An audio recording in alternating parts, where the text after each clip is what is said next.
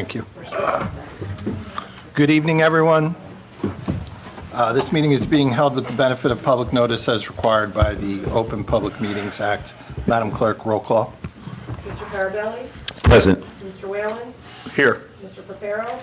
Here. Mr. Ty? Here. Please rise for the flag salute and invocation.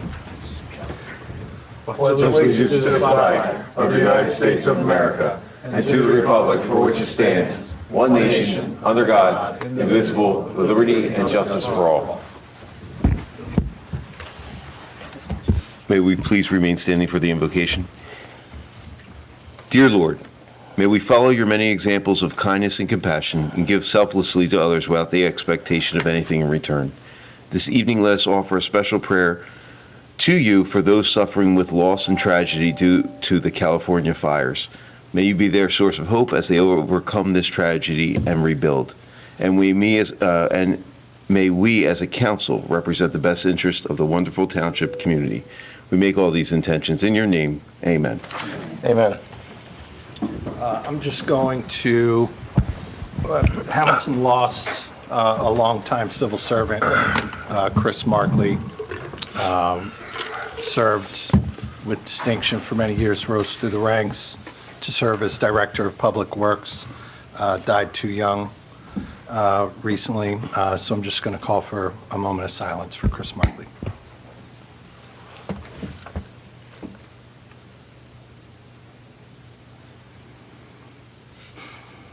Thank you. Any comments? Anyone wishing to make a comment? Yeah, sure. I got to know Chris, shortly after becoming a member of council back in 2020, and, he's going to be missed, more than anything by his family, but, you think of the job he did while he was here, the brief time that he was here. I think he was here about, 3 years, Fred? About? I was there a little less than 3 years. Right. And he did a tremendous job while he was here. He was a person that you could get a hold of at any time if you had a problem, and he dived right into it and see what he could do to make it right, and would return your phone call and give you a progress report, whatever needed to be done. He was a good public servant, and we're surely going to miss him. Thank you for that. Anyone else? Seeing none, we will move on to special guests. Today we have the Rotary Club of Hamilton and Robbinsville with us today to present the American flag to council members that was flown at the Robert Wood Johnson Barnabas Hospital as part of the Flags for Heroes campaign. And I'm going to ask their Rotary president, Joe Cavone, to say a few words. Thank you, Council President. Good evening. Thank you for having me. My name is Joe Cavone. I'm the president of the Rotary Club of Robbinsville, Hamilton. A little bit about our club. We are in our 33rd year of existence, and we conduct more than 36 community service projects every year. Our mission is putting community service above self. We are probably best noted for 3 programs. One is Megan's Place Park, which marks its 30th anniversary this September. The Miracle League, which we created 20 years ago, which gives children with disabilities the ability to play baseball. And now for what will become the 6th year, this is the 5th year, of Flags for Heroes, which is a wonderful program that brings together all parts of the community, its residents, nonprofit groups, businesses, and of course, government. So I have a couple of things today. First is, I have some flags here. These are your sponsorships, and you are honoring 4 different military veterans who are residents of Hamilton. And I have those flags. I have the paperwork in there, the placard, so we thank you for that. But also I have for you today a flag that was flown on the premises, and I also have a certificate of appreciation, and it reads in part, to Hamilton Township of Hamilton, excuse me. With sincere thanks for your support and commitment to the Rotary Club of Robbinsville, Hamilton. Your generosity truly exemplifies the Rotary model of service above self. So we are sincerely appreciative and grateful that we have this partnership with government. And at the end of the day, we hopefully make life better for the people of the communities we serve. So thank you kindly. Thank you, Joe. I'll come over to...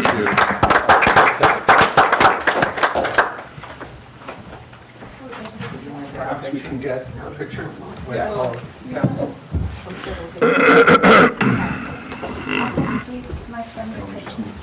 Yes. Of course, we should be giving you a... I've got somebody go to camera. I have one. I have a camera too. I hope to. Sure. Certainly. You gotta walk. There you go.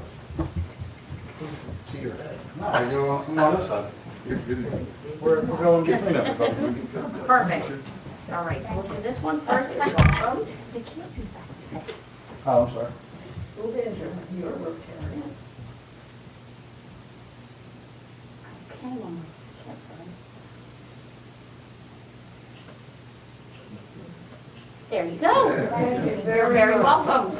Joe, did you want to take the mic for another moment? Yes, I can. Yeah, please. Okay, you're welcome. Yep. Oh, sorry. It's for the cord.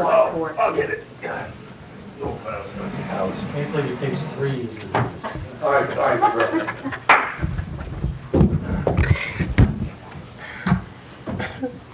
Thank you. I do want to acknowledge some Rotarians who are here today. Ken Diener, resident of Hamilton, past president. Marilyn Silverman, resident of Hamilton, member of our board of directors.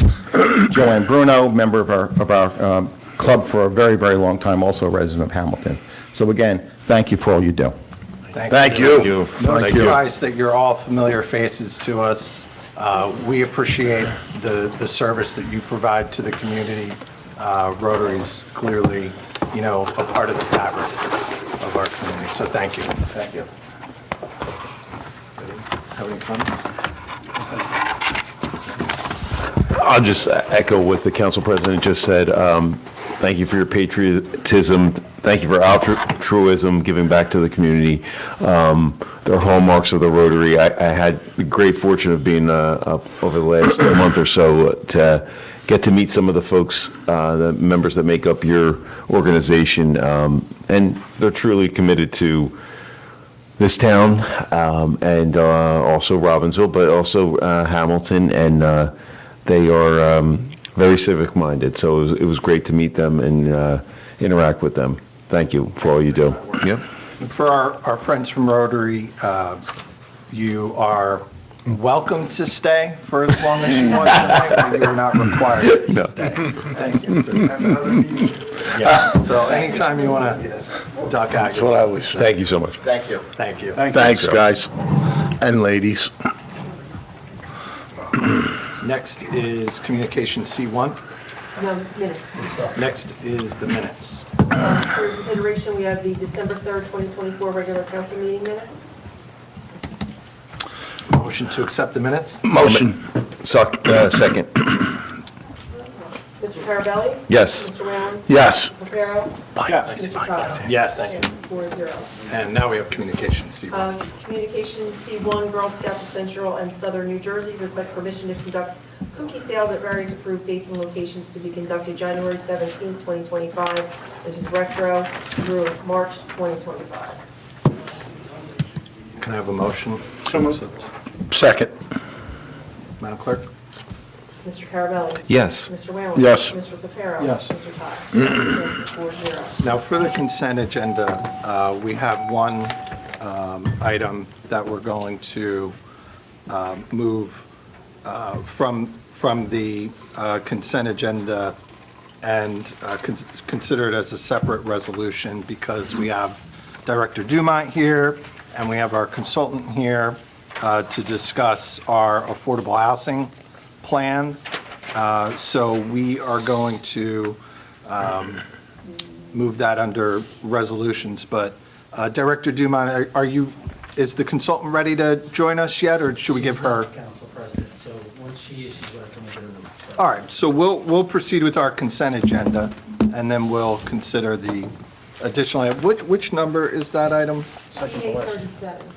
So we need to make a motion to remove CA 37 from the consent agenda, and, It's a formality. You can if you wish. well, we want to hear from the consultant before we vote on it, so. Well, I mean, it's already on the agenda. I mean, if you want to make a motion to actually move it to another section, again, it's just a formality. If you Well, I don't want to vote on it until we've given the consultant a chance to talk to us about it. So how do we best proceed in order to do that? Well, we're going to consider consent agenda items CA1 through CA38 with the exception of CA37. Okay. So, I'll make the motion. can I have that motion? Yeah, I'll make the motion. All right, I'll second it. okay. Mr. Carabelli? Yes. Mr. Whalen? Yes. Mr. Carroll? Don't we need Public to Oh, I'm sorry. comment? I got it. First of all, Yeah. council comment and questions. Okay. Well, John? do you want me to start off? Yeah. No, I thought there was some, obviously, we have some appointments to boards, and I thought there was some good names and resumes that came before us for some of the reappointments and appointments. I also noticed 25-053 that we're going after a Bloomberg Philanthropies grant application for a vacant lot at Pittman and Clover, which hopefully will be a nice enhancement to that community. Yes, it was. Oh, yeah. Yes. We took up ownership of it and tore it down. That's great. And obviously, I see two important organizations that are also part of our grant recipients. We have the CYO of Hamilton at Bromley. They received a grant along with Project Freedom. So several grant items on for this evening. And I also see, obviously, I want to thank my council member Pat Perro for your work, and Kathy and the team. I noticed 25-081 is also on the agenda, which is the contract with our firefighters. They're two union organizations, so that's exciting news, and I appreciate the mayor's commitment, your commitment in getting that through, and also Pat's. So I know a lot of you were involved. Alyssa, you're probably involved in that as well. So, thank you. And that's all. I just wanted to mention those items. Any other comments or questions from council? Nope. Seeing none, we'll open it up to the public. Anthony covered it. Any members of the public with any questions or comments? No? Ah, Janice, come on up. I saw the look. We were waiting. I lost count. It was somewhere where Anthony was talking about you're fixing Whitehead Road to 6th Avenue to Industrial Drive or something. That's the grant. That doesn't have anything to do with Goodall Rubber, does it? Damaging the road or This something? is paving for, hold on, stand by. This was a grant to approve $300,000 worth of paving.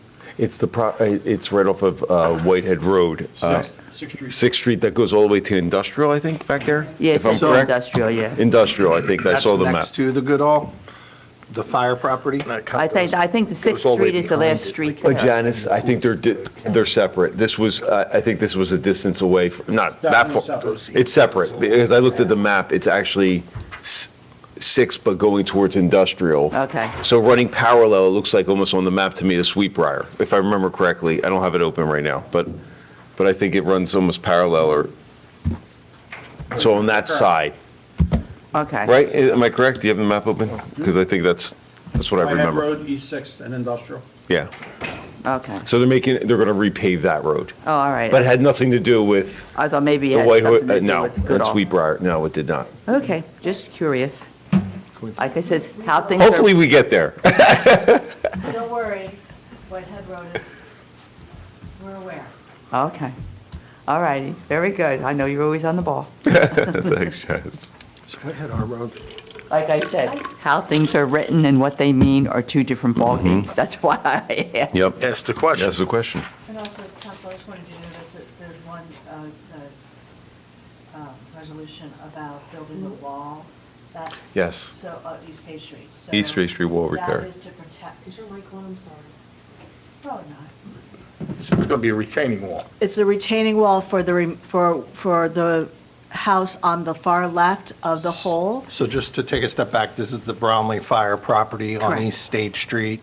The township has been working, our township very attorney has close. been working for quite some time to consolidate there basically were abandoned properties, the fire properties. Some were abandoned.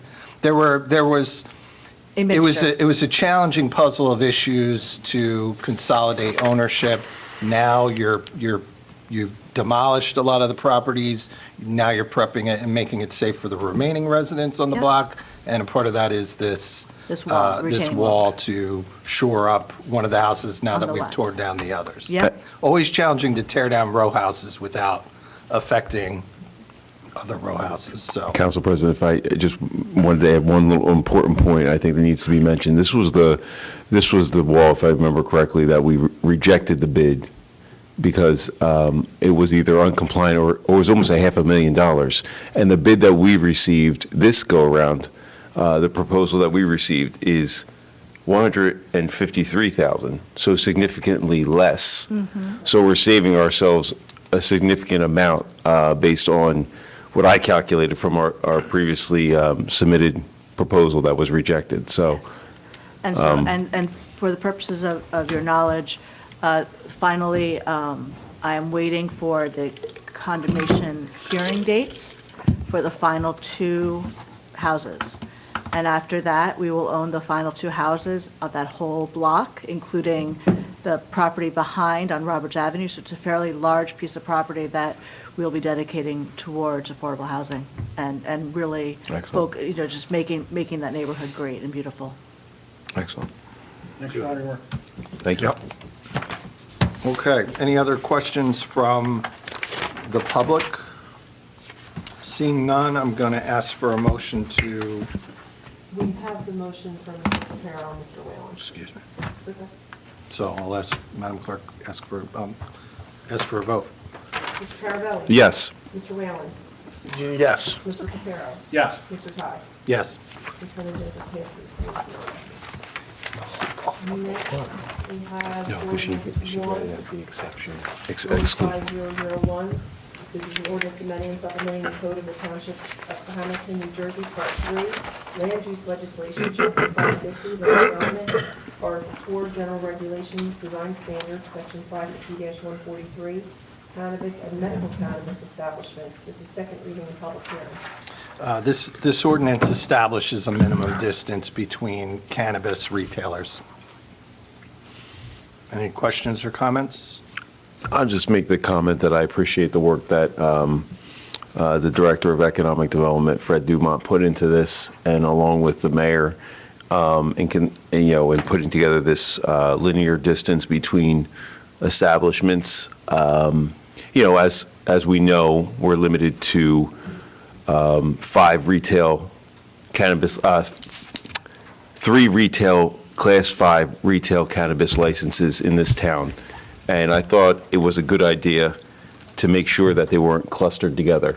And so now it's an opportunity where, they can be spread out within the town in the designated locations that the zoning is compliant in. So I thought that this was sound legislation, and I appreciate the work that the team put in putting this together. That's all. Thank you, Councilman Carabelli. Any other comment? Okay. Any members of the public wishing to comment on ordinance 1? Seeing none? Council President, move to close the public comment and move on second reading of ordinance number 25-001. I'll second it. Madam Clerk? Mr. Carabelli? Yes. Mr. Whalen? Yes. Mr. Caparo? Yes. Mr. Ty? Yes. Passes 4-0. All right, so we very quickly went through our agenda, Fred. So do you want to come up and discuss? You want to wait for we could recess for a few minutes if, I'd rather wait for her. We can go, can I make a motion to go into executive session? If there's for what reason? The item that you handed me prior. For litigation, yes. Yeah, we were not handling that matter until later, but yes. We have time to do We it. have time to do it. So Yeah, we need to be go- briefed on go it. into executive session for the purpose of- So there is, I want to give the public a basic, high-level explanation of why we're going into executive session. It's regarding a housing matter and a landlord. Yes. And council is required to take action in this matter. So we're going to go into executive session so that the attorney can explain to us. We'll go Oh, I was gonna say where? Where are we going to go? We're going to go to your office. my law office is Okay. probably the best place. Okay, so motion to, Motion to recess. I'll second. Madam Clerk? Mr. Carabelli? Yes. Mr. Whalen? Yes. Mr. Carroll? Yes. Mr. Todd? Yes. You want me to come down and get you when she's ready? Yes, yeah.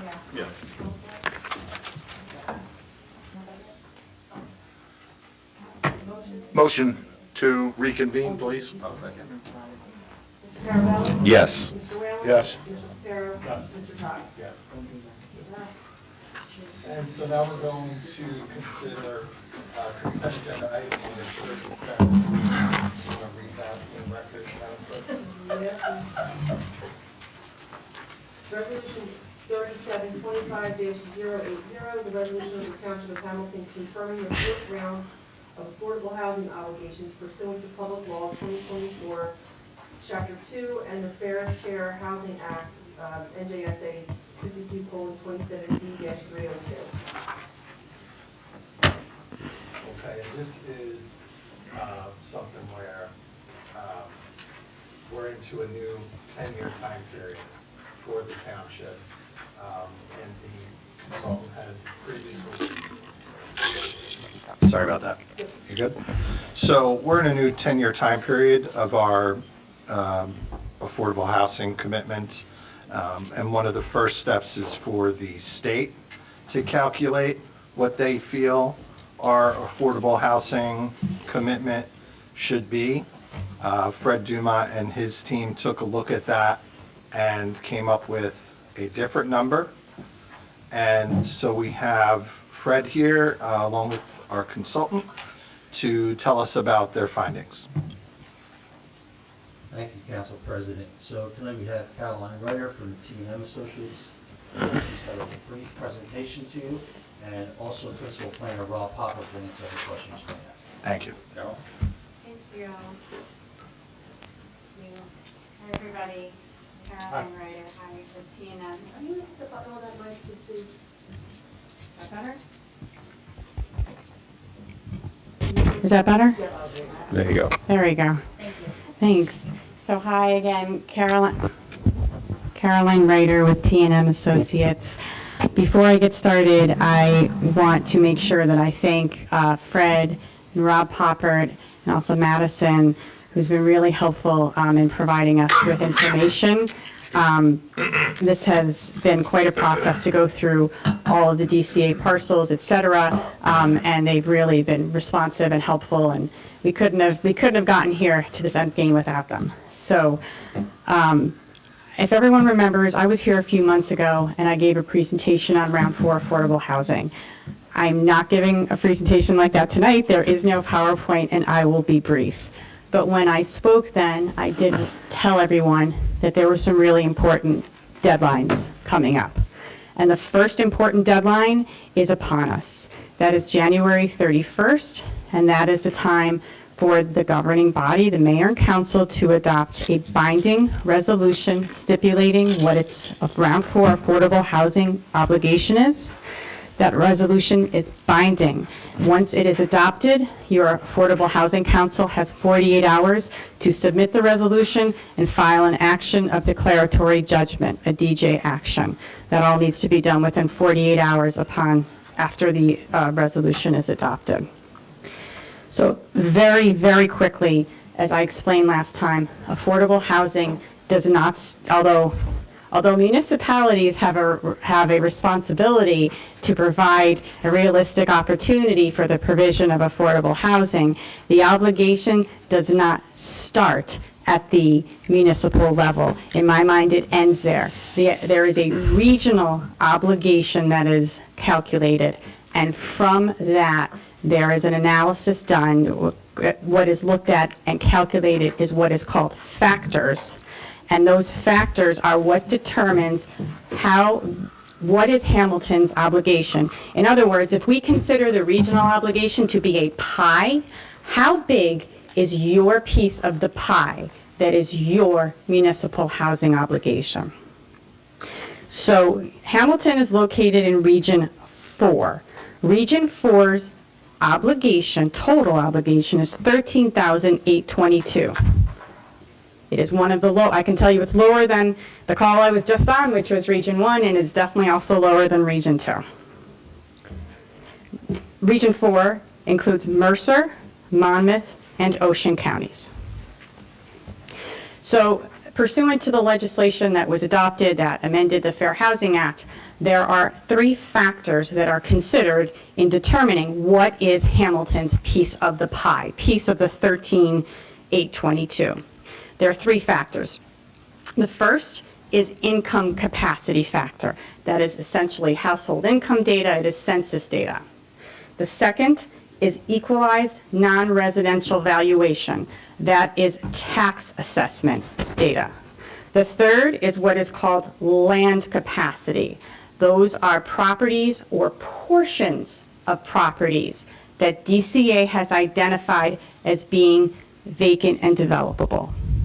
DCA in preparing that analysis and that mapping utilized aerial mapping prepared by NJDEP. It is referred to as a land use land cover data.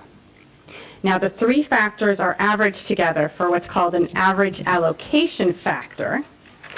That average allocation factor is applied against the regional obligation of $13,822, and from that, DCA calculated an obligation for Hamilton of 546 units for round 4.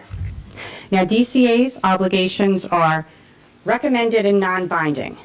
A municipality chooses or analyzes to either adopt DCA's obligation or one of its own that is different. We, our office, in conjunction with your township officials, looked at the data. So first of all, your tax assessor looked at the equalized non-residential valuation data. Can you explain equalized, say that again, equalized? Equalized non-residential valuation. Excuse me, I'm spitting out water. It's a municipal share of regional non-residential valuation change from 1999 to 2023. There is, and your assessor has confirmed the data that DCA used. And we are doing this for several towns, and we planners talk a lot, and the affordable housing attorneys talk a lot. There are no really revisions to 2 of the 3 factors. The income capacity has to do with household income and regional household income, and that census data, that information is correct. So number 1 is household income, number 2 is non-residential property values? Yes, valuation, and then the land capacity. So here, it's all in, I don't know if anyone has my memo, yes. But the 3 factors, so the non-residential valuation factor is 6.85%. This is, is calculated by DCA. The income capacity factor is 2.6%. The land capacity factor is 2.41%. So your land capacity factor is your lowest of the 3 factors. And that is the one factor where we are finding that perhaps there is information that is incorrect, and therefore making recommendations for potential revisions or considerations of an alternate obligation number. Can I So- just stop sorry. for 1 second? Councilman Caraballi, did you have a comment? Just wanted to just clarify something, and you're probably going to hit on this shortly, but the first two factors, can't do anything with them. They're pretty much standard. They're going to be consistent. I mean, that's what we're given. And then the land capacity factor, like, I guess at the state level, they don't do as deep of a dive into that Rob's going to do, or, you know, to analyze what areas are actually we can develop, right? They might not.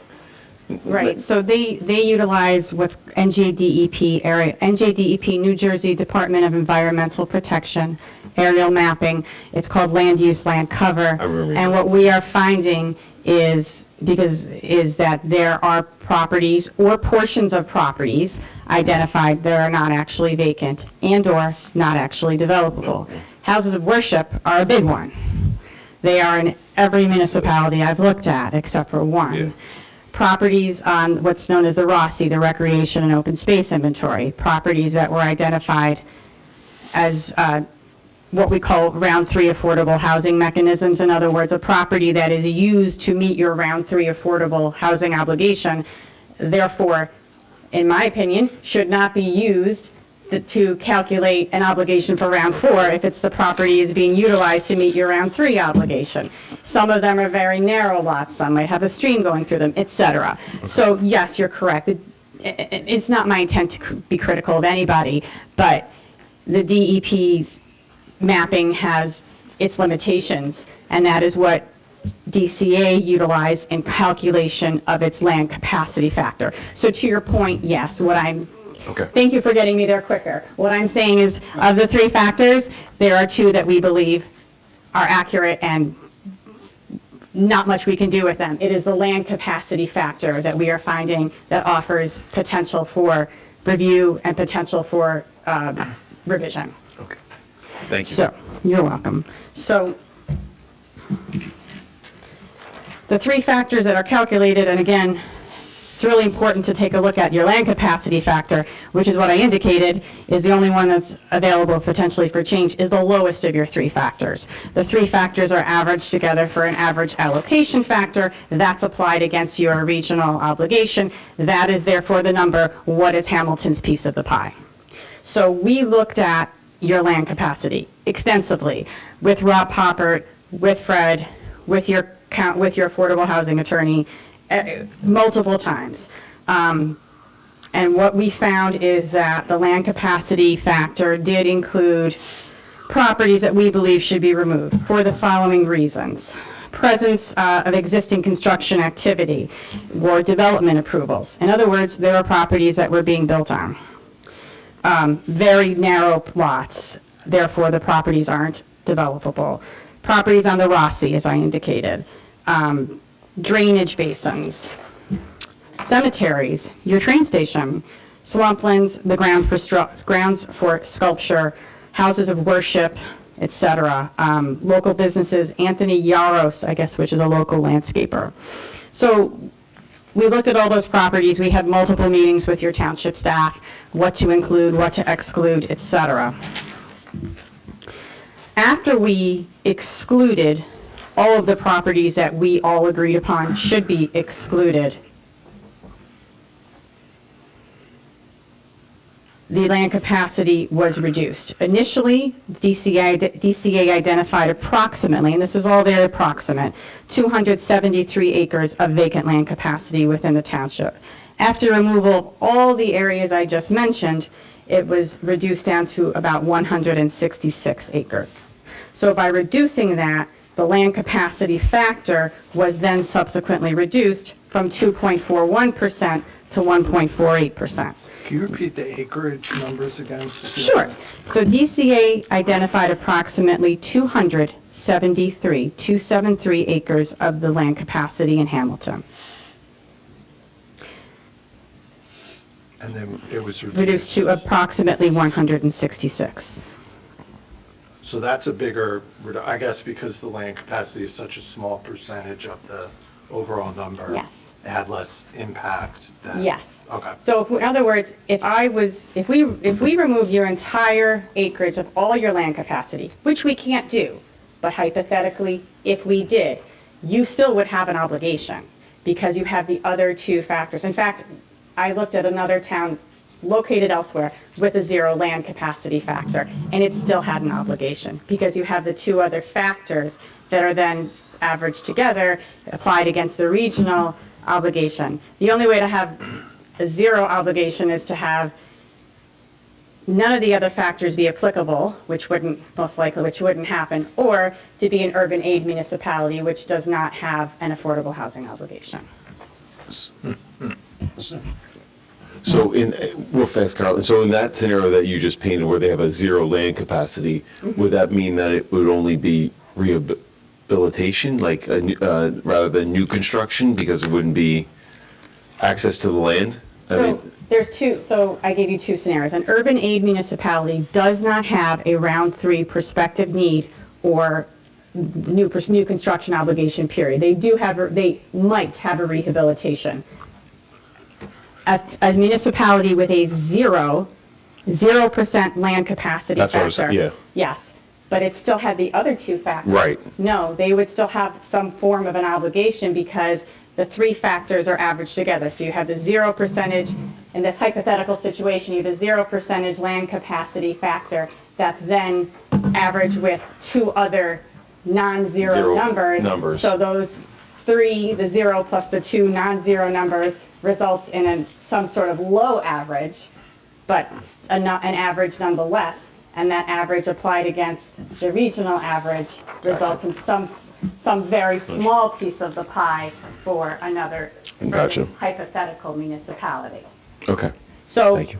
by reducing these properties, removing these properties, reducing the acreage, we reduce the vacant land capacity factor to 1.48%, which reduces your overall average allocation factor, which thereby results in a reduced obligation of 504. Okay. So that is the process, the long process that we went through, and that would be our recommendation of utilizing that number. We believe that's a better representation of the land capacity that exists within Hamilton based on an extensive study. I appreciate the information. What additional questions or comments Thank you for the explanation. Yes. I just have Very informative. one quick question. So we pass this tonight, then it goes over to DCA, and then is it A slam dunk. Yeah, that's what I'm trying to say. Thank you. Is it like something that's gonna, First of all, we never use the term slam dunk. he said it. What is it? You need to put salt over your shoulder, what you're supposed to do or something? Right. I don't know, but you never say slam dunk. But they're gonna weigh in and look at our decisions. so it's actually not DCA, it's what's called the program. It's this new process that the legislation established. Okay. And then, you're adopting a resolution tonight. The obligation you stipulate in the resolution is binding. In other words, you can't go back and say, oh, gosh, we said 504, we meant 423. You can't do that. Your obligation is binding.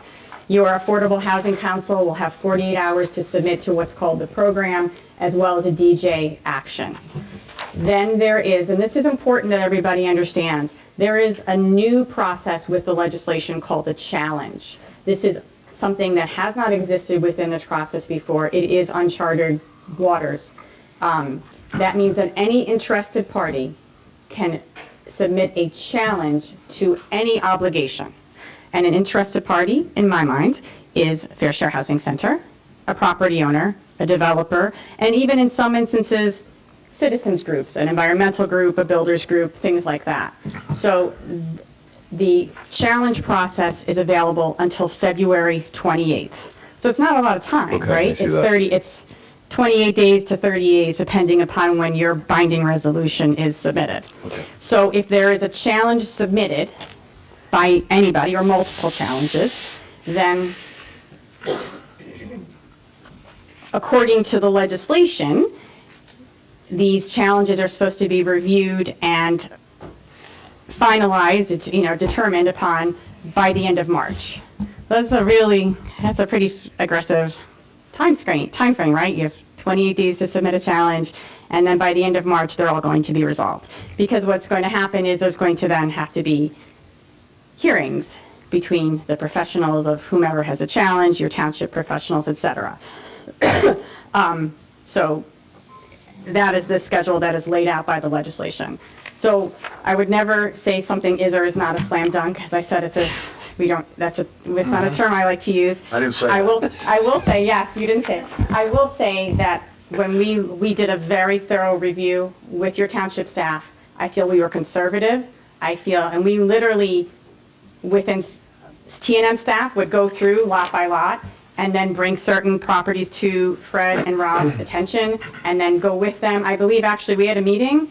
We went through every lot we were excluding through, shared screens, computers, long, lengthy meetings. This was not something that we took lightly. So we believe this is the best approach. Can I guarantee you're not going to get a challenge? No, I can't. Well, besides the challenge, they did accept our revised number on the land capacity factor, correct? No, that hasn't been We submitted. reduced it, right? Well, that's what you're doing right now. That's what we're doing right now. Right. But, okay, so DC, they don't know that we come up with it. No, that's what's going to happen is you're going to submit your revised, All right. your binding resolution, which I'm guessing will have this memo attached. In addition, this information will be utilized I'm assuming in your DJ action. Okay. I believe you also have to post your binding resolution on your municipal website as well within 48 hours. There's a series of things that need to be done. Okay, thank you. There's also no guarantee, by the way, if you utilize DCA's obligation, that there wouldn't be a challenge to that. There is no,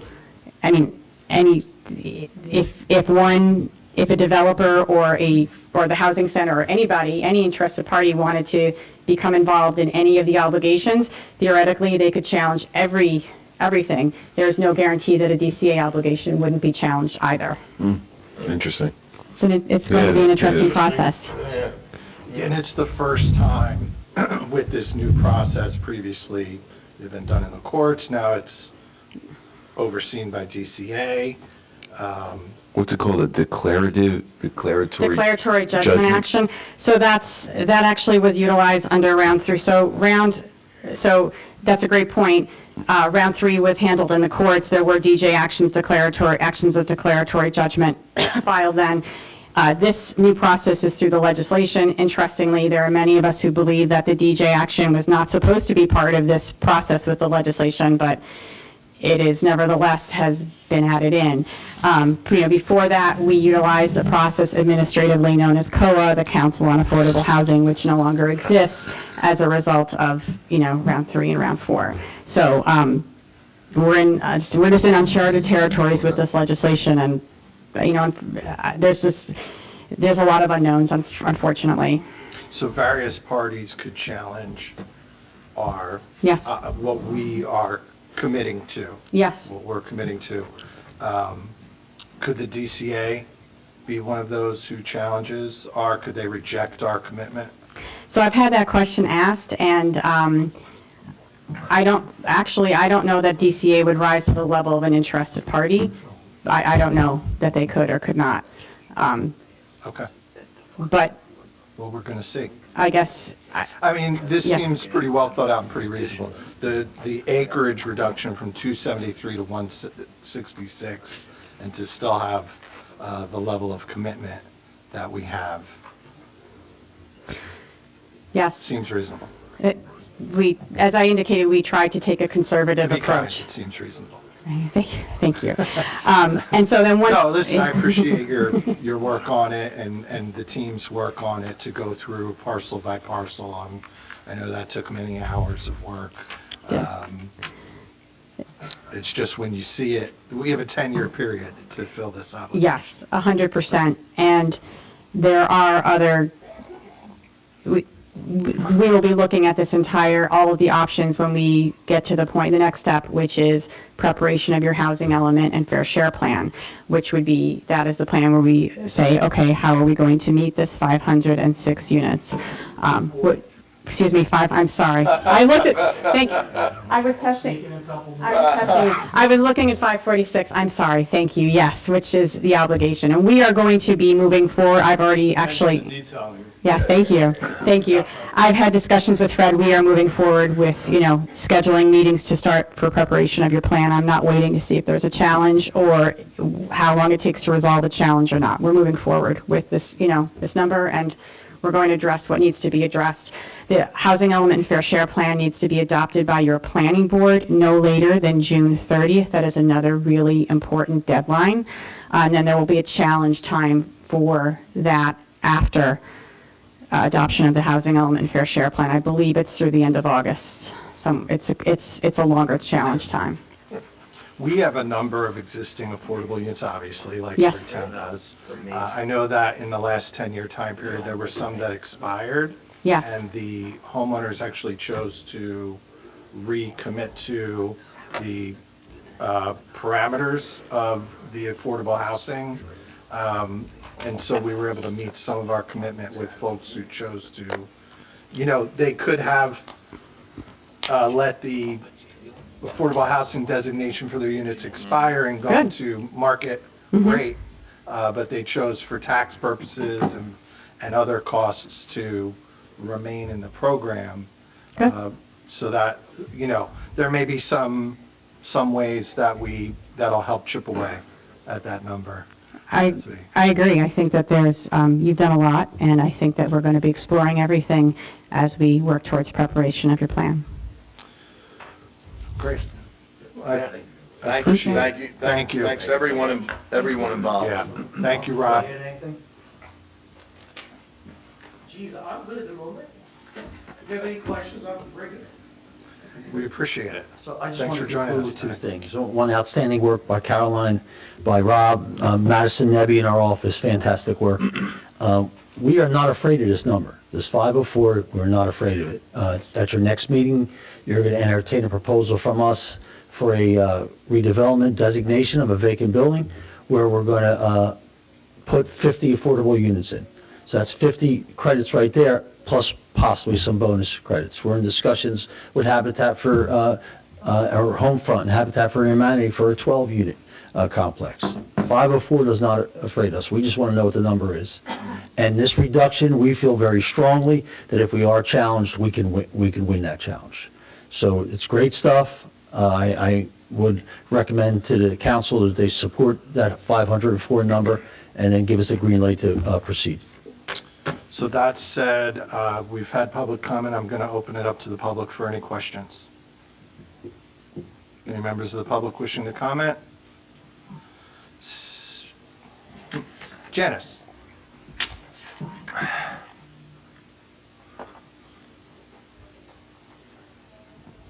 Janice Clark, 432 Trinity Avenue, Cornell Heights. I was going to say this for the public session.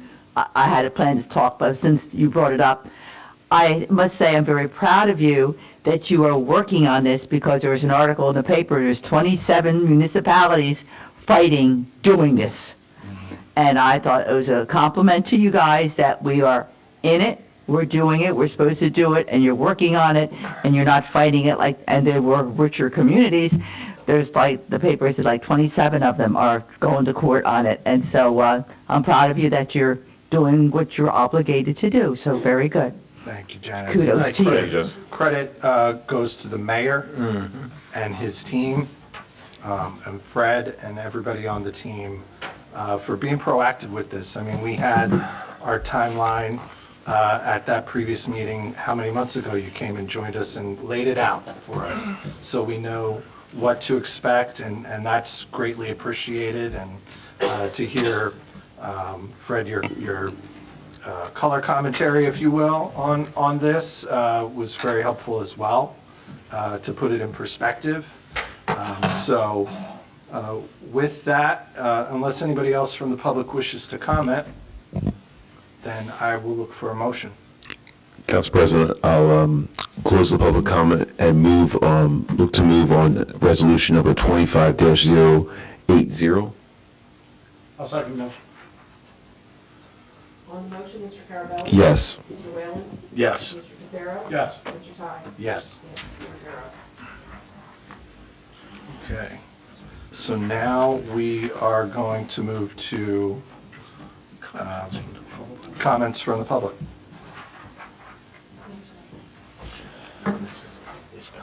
Any members of the public wishing to come up? We don't have any names on the list. Thank you. Thank you. Thank you, Karen. Thank you. Okay.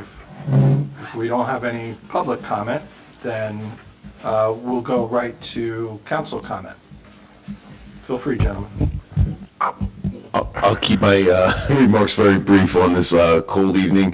Thank you all for coming out this evening. Thank you for the work that you put in to the team on our affordable housing obligation. And just wanted to mention, I attended a really beautiful Martin Luther King Day event last week. Well attended. The mayor presented. He emceed along with Fred. Fred was there. So really well done by Faith Baptist Church. So kudos to Pastor Walker and the work that he does putting that together. And some beautiful renditions by the high schools. They did a phenomenal job, and some scholarships that were awarded to some of the individuals from our three main high schools. So Great. Thank you. yep. I'd like to thank everybody for coming out tonight, as always. I think we need to be mindful, especially with the temperatures the way they are. You might know somebody that's struggling, having a problem, whether they have heat or not, right? So there's resources out there to help people. We just, they need to reach out, or reach out on their behalf to let us know if somebody's struggling, so we could do what we have to do to help them out. We don't want to see anybody, in harm's way, especially with the temperatures that we're experiencing out there right now. And as always, as I said last meeting, go Birds.